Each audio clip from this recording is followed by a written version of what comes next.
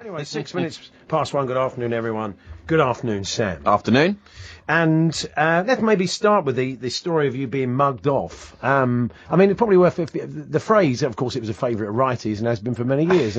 But how do you look upon being? What do you regard as being mugged off? What's your definition mugged of off? the phrase? I mean, I suppose it's quite a broad term in a way. It's a situation whereby a person or persons have left you looking and feeling like a bit of an idiot. Okay. You know, it could be, a financial transaction gone wrong. In this case, it was more of a social professional mugging off. Yeah, okay. And it was by none other. This is what makes it special.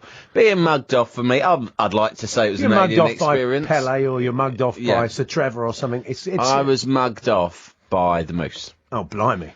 And this makes it even worse, Upton Park. Oh no! Right, a place where, it's just like we're obviously both West Ham fans. I very rarely see him there. In fact, when I first knew Moose, when I first started working here some years ago, I said to him, "Do you get down much?" And he looked me up and down like he was going to vomit. He went, "Well, I go, but I don't pay to go and watch football." Right, oh, yeah. That was that. So that I sort of realised, okay, he set his stall out there. He's a big-time sports journalist and broadcaster. Why on earth would he lower himself to the great unhosed such as myself to that level? Anyway, that's all by the by. I turned out I was sitting in a different seat to usual up in the West Stand at West Ham and for the Chelsea game on Saturday. And I went, as a result, I was looking for my seat. It had just kicked off, and I went up the wrong staircase, in the wrong block. Yeah. And as I got to the top, the steward told me, she said, it was a nice woman, she said, sorry, you're the next block along. And she pointed it out. And as she was saying that, I glanced, and who was there but the Moose? I recognised him from behind. He's a very easy man to recognise from the back, right? He's got a distinctive... Oh, yes, he's a wide load. He's got a distinctive gait, right? He certainly has. And so I went, oh, okay, no problem. I think they're actually double gates, aren't they? I said, I'm just gonna say hello to someone. She went, all right. And I tapped Moose on the shoulder. I went, all right, mate. And he looked round, glanced at me with what can only be described as disdain. Then, as an extra touch to the mugging off, he gave me a wave away, right, in the style that the Queen may give to her servants. Was it one of those with the back of the hand? It was a backhand like you're pretending a player struck the ball. With no words. Okay, now. A wave away. I hate to defend him, but like the show has kicked off, and he is a professional, and he's keeping his eye on the game, and what if he turned to me, even momentarily, to make nice and go, hello, Sam, how's it going? And something happened, a goal or some other sort of important moment. Did he immediately speak afterwards? It could have been Adrian, could have been speaking to him at that time.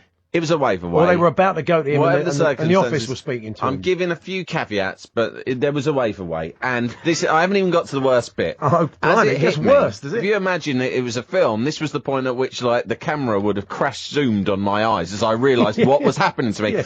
At my home ground, surrounded by my peers, people who I've earned the respect of, you could say, years and years. I've been mugged off publicly by the Moose, right? Then I think, oh, well, that's a shame. And as I turn around, the nice steward, this sort of woman, this kind of, I'd say a woman in about her 60s, a sort of motherly type. Oh, yeah. She has patronisingly put her hand on my shoulder and said, it's all right, he is working at the moment. I'm sure he'll talk to you later. Like it was going to be an audience with. That was the kicker. Oh, you could... Because it was at that point that I realised that you wanted to kiss the papal ring or something like that. You wanted an audience. I had appeared to be... Oh, yeah. Me, a 40-year-old husband and father, right? I am VAT registered. Yeah, of course you are. I have a mortgage. I am one of these hard-working taxpayers you read about, right? Yeah, yeah. This is where I've got to in life, but to all intents and purposes, in the eyes of the people in the West Stand, Upton Park, I was a devoted fan of Ian the Moose Abrahams. You're a fanboy. I was a fanboy, and I had somehow worked my way in to the press box to try and pester him for an autograph.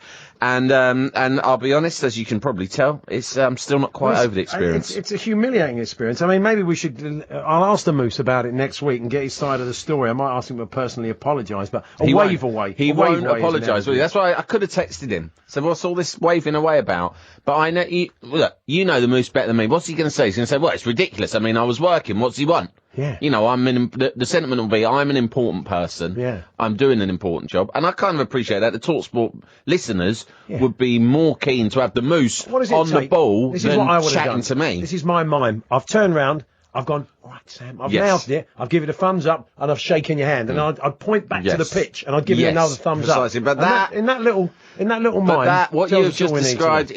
is a classic Paul Hawksby. It is. But what I received was a classic Moose, and those two things, take this as a compliment, are very different. Well, if you've been mugged off in similar circumstances as the Moose did to Sam, let us know. Talksport.com/H&J. You can text to 81089, or you can tweet to TSH&J.